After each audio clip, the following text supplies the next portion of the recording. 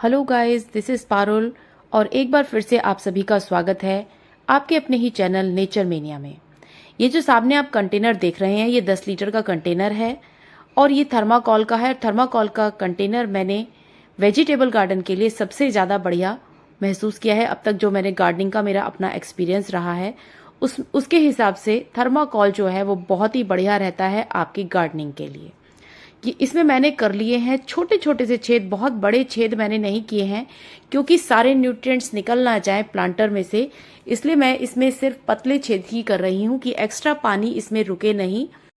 इसे मैंने अपने वेजिटेबल गार्डन के लिए तैयार किया है कि मैं अपनी वेजिटेबल्स इनमें लगाने वाली हूँ। तो इस तरह के 3 प्लांटर मैंने तैयार कर लिए हैं। एक बहुत ही बड़े साइज का है और ये 2 इस तरह के मेरे थर्माकोल के प्लांटर हैं। तो इनमें मुझे लगाने होंगे पैर, जिससे कि ये थोड़ा सा ऊंचाई पर बना रहे। तो ये प्लास्टिक चिपकाने वाली फेविकॉल है और इसी से मैं इसके पैर बनाने वाली हूँ। आप इसे स्टैंड भी कह सकते हैं। अब सबसे मोस्ट इम्पॉर्टेंट काम होता है इसके लिए मिट्टी प्रिपेयर करना, और किस तरह की मिट्टी मैं इसके लिए प्रिपेयर कर रही हूँ ये मैं आपको दिखा देती हूँ। ये देखिए काफ़ी चिकनी मिट्टी मेरे पास है और इसमें मैंने मिला ली है ये पत्तों की खाद, जो कि मेरे पास ऑलरेडी तैयार थी। बिल्कुल तैयार खाद आपको इसमें डालनी है क्योंकि कोई भी ऐसी खाद नहीं होनी चाहिए जो कि कम तैयार हो। तो इसमें मैंने गोबर खाद जो है अभी बिल्कुल भी मैं मिक्स नहीं करूंगी। जब मेरी पौध बाहर आ जाएगी तब मैं इसमें गोबर खाद का जो है यूज करूंगी। तो अभी मैं क्या क्या यूज कर रही हूँ आप देख लीजिए। पत्तियों की खाद डाल चुकी हूँ, मिट्टी और ये बराबर का रेत मैंने लिया है इसमें, क्योंकि जब भी आप सब्जियां वगैरह कुछ भी उगाते हैं तो रेत बहुत ज्यादा जरूरी होता है। मैंने आपको पहले भी बताया है कि धनिया पुदीना उगाने के लिए भी आपको रेत की जरूरत पड़ती है। अब मैं मिला लेती हूँ इसमें अपनी किचन कंपोस्ट। अच्छी खासी क्वांटिटी में मैं इसे भी मिक्स कर लूंगी और इसको मिक्स करने के बाद जो है हमारी जो है मिट्टी प्रिपेयर हो जाएगी। और अभी इसमें मैं क्या क्या ऐड करने वाली हूँ, पहले हम इसकी मिट्टी को अच्छे तरीके से हमें मिक्स करना है, क्योंकि जो ढेले मिट्टी के हैं वो नहीं होने चाहिए। मिट्टी के ढेलों को आपको अच्छे तरीके से मिक्स कर लेना है। ये देखिए मैंने इसमें ले ली है राख और ये ले लिया है मैंने सरसों की खली। सरसों की खली को मैंने ऐसे ही ऐड कर दिया है, बस हाथों से थोड़ा सा क्रश कर दिया, क्योंकि पानी में मिक्स होके ये अपने आप ही बहुत ही जल्दी डिसॉल्व हो जाती है इसमें। बहुत अच्छे से आपको इसको मिट्टी को मिक्स कर लेना है। अब हमें सबसे नीचे जो लेयर लगानी है वो मिट्टी की लगानी है। बस उसी तरीके से कंटेनर तैयार करना है जैसे मैं हमेशा से करती रही हूँ, क्योंकि बहुत बड़े साइज का 10 लीटर का कंटेनर है ये। तो आपको इसमें इसको भरना भी इसी तरीके से होगा, क्योंकि आपके पास इतनी ज्यादा मिट्टी होती नहीं है। कभी भी आप देखिए मिट्टी की कमी हमेशा ही होती रहती है आपके पास में। तो मैं इसकी जितनी भी जो मोटे वाले पोर्शन है उन्हें अच्छे तरीके से क्रश कर लूंगी। अब मैं इसमें डाल रही हूँ ये देखिए जो मेरी डिकम्पोज हो चुकी है, थोड़ी बहुत क्रश करके मैंने पत्तियां रखी हुई थी। हालांकि ये मैंने अलग से रखी हुई थी, मुझे नहीं पता था कि मुझे एकदम से वेजिटेबल्स लगाने के लिए कंटेनर तैयार करना होगा। तो ये मेरी पत्तियां जो है यहाँ पर काम आ गई। फिर भी मेरे पास कई बोरी जो है पत्तियां रखी हुई हैं। तो अब इसके ऊपर हम 1 इंच मिट्टी की लेयर लगाएंगे। जो हमने मिट्टी प्रिपेयर कर रखा है पॉटिंग मिक्स, उसी की एक लेयर हम अच्छे तरीके से इसको पत्तियों को बहुत अच्छे से ढक देंगे, जिससे कि पत्तियों का असर जो है वो पौधे पर ना आए, क्योंकि ये डीकम्पोज नहीं हुई है अभी। दूसरी लेयर मैंने फिर से लगा दी है पत्तियों की। बीच बीच में मिट्टी लगाना इसलिए जरूरी होता है कि डीकम्पोजिशन की जो प्रक्रिया होती है वो तेजी से हो जाती है। तो हमने ये एक लेयर और लगा दी है और फिर से मुझे इसके ऊपर पॉटिंग मिक्स की एक लेयर लगानी होगी। ये लेयर भी हम 1 इंच की ही लगाएंगे, क्योंकि अभी एक लेयर और मुझे पत्तों की ही लगानी है। हम इसमें किचन की वेस्ट नहीं डाल रहे हैं दोस्तों, क्योंकि किचन की कंपोस्ट जो है मैंने मिट्टी में मिक्स कर दी है। किचन कंपोस्ट इसलिए नहीं डाल रही हूँ क्योंकि उससे आपके पौधों को नुकसान हो सकता है, पत्तियों से नुकसान नहीं होता है, क्योंकि पत्तियों से तो आप सूखी पत्तियों से मल्चिंग भी करते हैं और सूखी पत्तियां 50% डिकम्पोज होती हैं। तो देखिए ये मैंने डाल दिया है वो वाला पत्तियों का खाद, जो कि मेरा 20-30% डिकम्पोज हो चुका है। ये मैंने 2-3 महीने पहले ही रख दिया था। ये देखिए मैंने छोटे छोटे से ये भी कर दिए हैं तैयार। इनमें भी मैं बीज डालने वाली हूँ। तो ये जो डिकम्पोज पत्तियां हैं इन्हें मैं लगाऊंगी 2-3 इंच ऊपर जो है मिट्टी की लेयर। इसके ऊपर जो पॉटिंग मिक्स है वही वाला मैं बार बार डाल रही हूँ, मैंने अलग से मिट्टी नहीं डाली है इसमें। और इसी को ये लेयर हमें थोड़ी सी मोटी रखनी है। ये हमें 2-3 इंच की लेयर यहाँ पर लगानी होगी, क्योंकि जिससे कि पत्तियों का असर पौधे पर ना आए। वैसे तो अभी मैं इसे 1 हफ्ते के लिए इसको ऐसे ही कंटेनर को लगाकर छोड़ दूंगी। पहले आपको बेड तैयार करना होता है, उसके बाद ही आपको जो है पौधे अपने उसमें बीज लगाने चाहिए। तो अच्छे तरीके से हमें इन पत्तियों को ढक देना है। ये देखिए मैंने बहुत अच्छे से 2-3 लेयर जो है मिट्टी की इसमें लगा दी है, जिससे कि ऊपर पत्तियों का असर डिकम्पोज होते हुए ना आए। ये देखिए पूरी मेरे कंटेनर तैयार है और मैंने इसमें पैर भी लगा दी है और आप देख सकते हैं स्टैंड का काम कर रहा है, काफ़ी ऊंचाई पर है।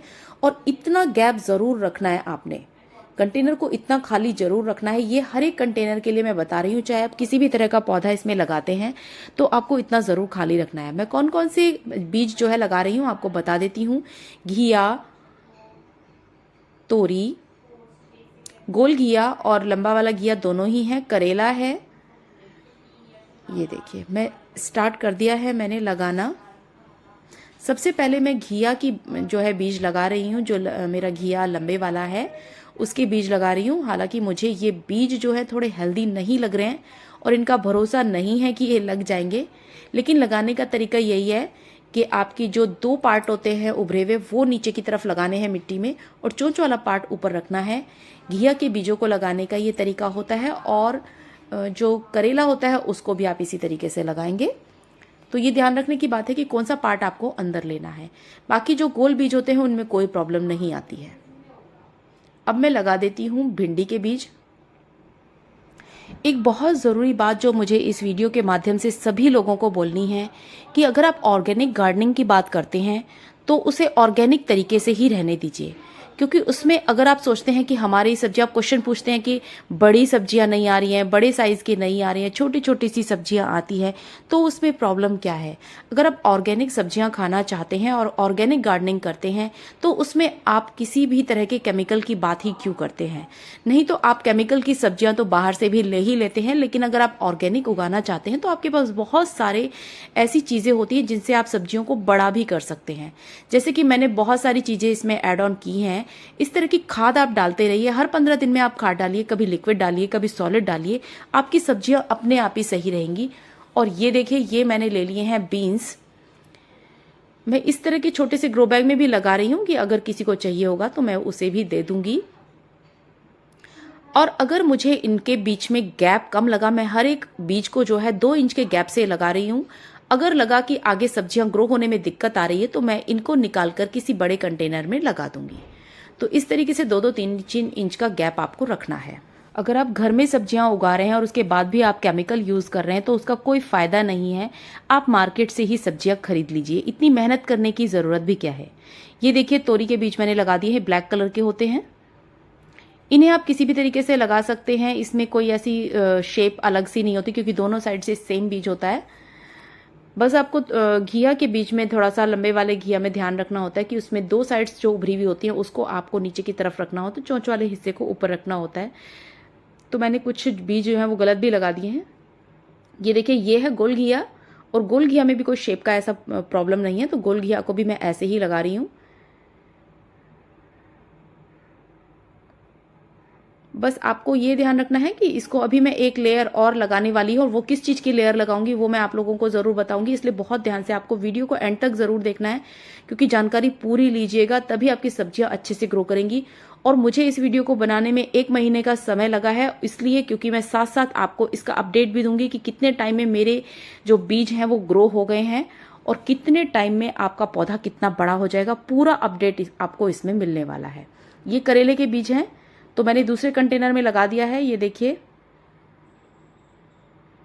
ये कंटेनर भी मेरा 8-10 लीटर का है, तो मुझे इसमें भी लगाने थे। 2 कंटेनर्स मैंने इस तरह के रेडी किए हैं और एक मैंने बहुत बड़ा ह्यूज साइज का कंटेनर तैयार किया है, उसका भी बेड मैंने ऐसे ही तैयार किया था, तो वो भी आप लोगों से शेयर करूंगी। आगे वीडियो में बने रहिएगा।